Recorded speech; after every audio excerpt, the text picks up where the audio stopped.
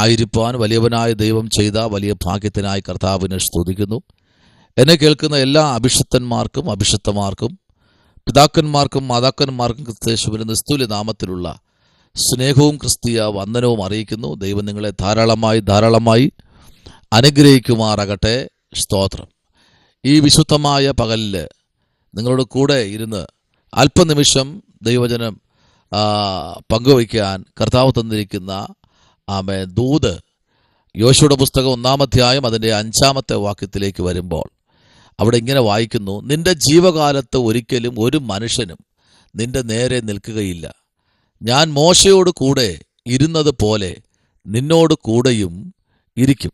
ഞാൻ നിന്നെ കൈവിടുകയുമില്ല, ഉപേക്ഷിക്കുകയുമില്ല. വളരെ അനുഗ്രഹിക്കപ്പെട്ട ഒരു ദൂതാണ് ഇവിടെ നമ്മൾ വായിച്ചു കേട്ടത്.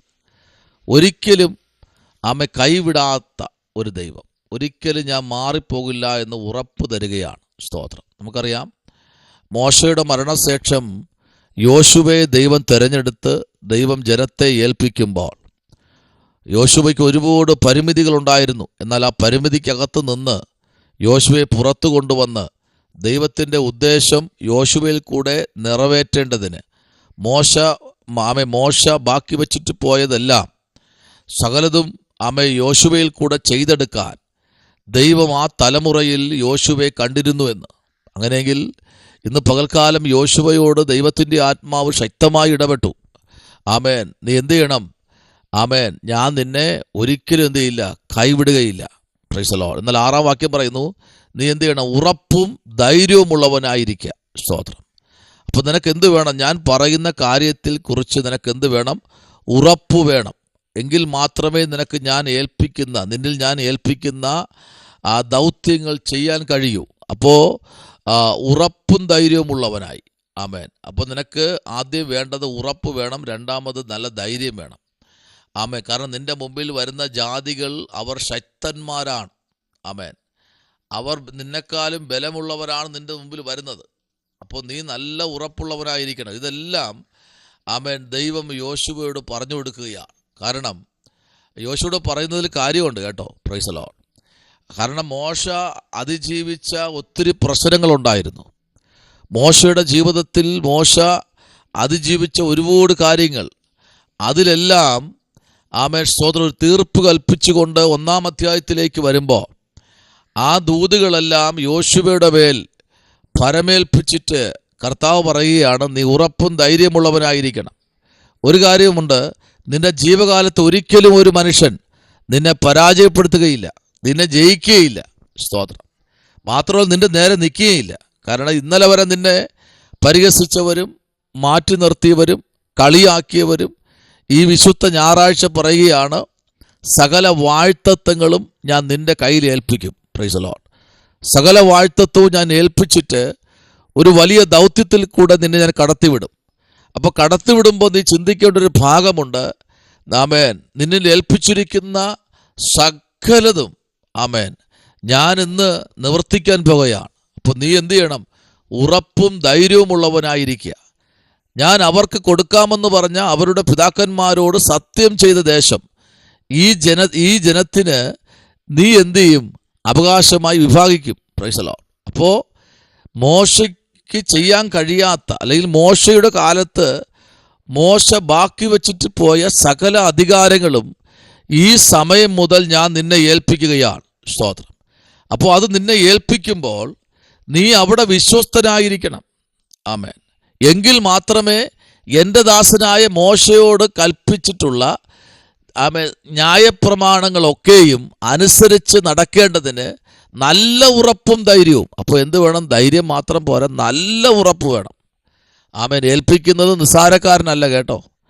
നിന്നെ ഏൽപ്പിച്ച ശുശ്രൂഷകൾ ചെറുതല്ല, വലിയ ശുശ്രൂഷകളായി ഏൽപ്പിക്കപ്പെട്ട, പക്ഷേ അതിലോട്ടൊന്നും നിൽക്കാൻ കഴിയാതെ ഇന്നും ഇങ്ങനെ ഓടിക്കൊണ്ടിരിക്കുക. ആമേൻ. പക്ഷെ ദൈവാത്മാവ് പറയുന്നു, ആ ശുശ്രൂഷയ്ക്കകത്ത് നിന്നെ നിർത്താൻ ദൈവത്തിന് പദ്ധതിയുണ്ട്. അതിലേക്ക് ദൈവം നിന്നെ കൊണ്ടുവരുവാൻ ദൈവത്തിന് വലിയ പദ്ധതികളുണ്ട്. പക്ഷെ അതിലേക്ക് വരുവാൻ നീ ഒന്ന് ഏൽപ്പിച്ചു കൊടുത്തെങ്കിൽ കർത്താവിന് ചില കാര്യങ്ങൾ ചെയ്യാമായിരുന്നു. പക്ഷേ ഇവിടെ കർത്താവ് പിന്നെയും വിളിച്ചു പറയുന്നു, എൻ്റെ ദാസനായ മോശ. Price the Lord.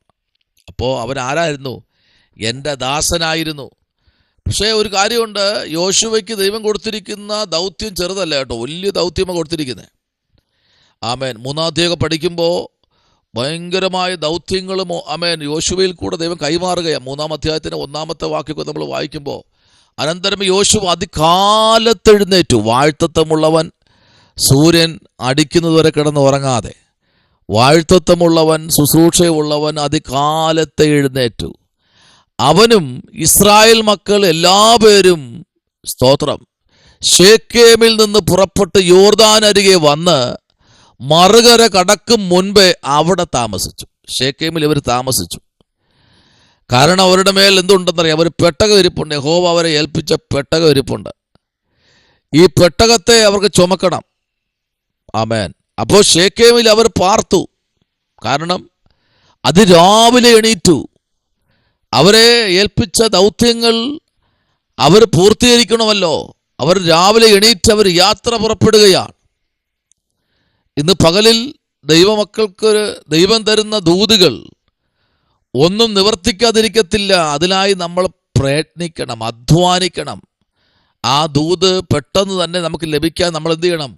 അധ്വാനിക്കണം. അതിനു വേണ്ടി എന്താ അധ്വാനം? കഠിനാധ്വാനം ചെയ്യണം, പ്രാർത്ഥിക്കണം, ഉപവസിക്കണം, സമയങ്ങൾ വേർതിരിക്കണം. കർത്താവിന് വേണ്ടി വലിയ കാര്യങ്ങൾ ചെയ്യാൻ നമ്മൾ മുമ്പിലോട്ട് ഇറങ്ങണം. അങ്ങനെയെങ്കിൽ ഇവിടെ ആമേൻ യോശുവയുടെ ദൈവം പറയുന്ന വാക്ക്, പ്രൈസ് ദി ലോർഡ്, ആമേൻ, എൻ്റെ ദാസനായ മോശയോ നിന്നോട് കൽപ്പിച്ചിട്ടുള്ള ന്യായപ്രമാണമൊക്കെയും അനുസരിച്ച് നടക്കേണ്ടതിന് നല്ല ഉറപ്പും ധൈര്യവും ഉള്ളവനായി മാത്രം ഇരിക്കുക.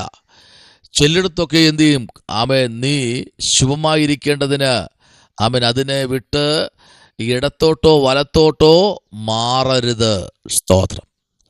അതും കൊടുത്ത് അവനെ ബലപ്പെടുത്തുക കർത്താവ്. അങ്ങനെയെങ്കിൽ ഇന്ന് പകൽക്കാലം ആമേൻ ഒരിക്കലും നിന്റെ മുമ്പിൽ ഒരു മനുഷ്യൻ നിവർന്നു നിൽക്കത്തില്ല. കാരണം ദൈവം നിന്റെ കൂടെയുണ്ട്. കർത്താവിലേക്ക് നമുക്ക് ഏൽപ്പിക്കാം, പ്രാർത്ഥിക്കാം. പരിശുദ്ധനായ ദൈവമേ, സ്വർഗീയ നല്ല പിതാവേ, അനുഗ്രഹിക്കപ്പെട്ട പ്രഭാതത്തിനായി സ്തോത്രം. ദൈവം അനുഗ്രഹിക്കണം, അത്ഭുതം ചെയ്യണം. പ്രാർത്ഥന കേട്ടിരിക്കാൻ സ്തോത്രം. യേശുവിൻ അൻപുള്ള നാമത്തിൽ തന്നെ. ആമേൻ, ആമേൻ, ആമേൻ, ആമേൻ. God bless you. ദൈവം അനുഗ്രഹിക്കട്ടെ.